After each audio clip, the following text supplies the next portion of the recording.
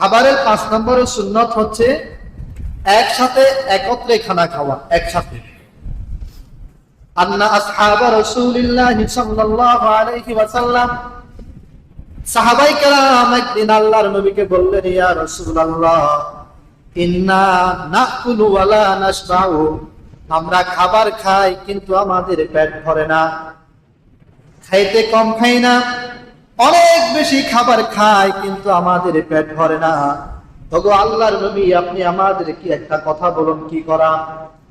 আল্লাহর নবী সাথে সাথে বললেন, ফালা আল্লাকুম তাফতারিকুনা, সম্ভবত তোমরা আলাদা আলাদা পৃথক পৃথক খানা খাও। সাহাবায়ে কেরাম বললেন, না, আমরা আলাদা খাবার খাই। একজনে এখন খাবার খেলে আরেকজন আধা ঘন্টা পরে, আরেকজন 1 ঘন্টা পরে, এইভাবে পৃথক পৃথক খাবার খায়। আল্লাহর নবী বলেন, হে সাহাবায়ে কেরাম, ফাজমিউ আলা তুআমিকুম, তোমরা পৃথক করে খাবার খাবে না, একসাথে খাবার খাও। ফাজমিউ আলা তুআমিকুম, একসাথে খাবার খাও।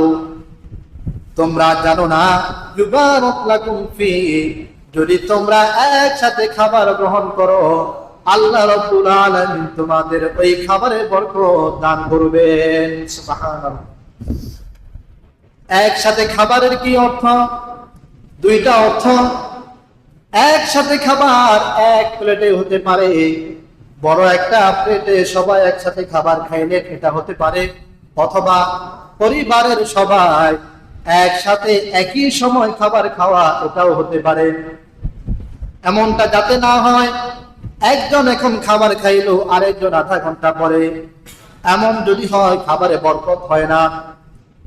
মাহে রমজানে সকলে আমরা ইফতারের সময় একসাথে ইফতার করি না?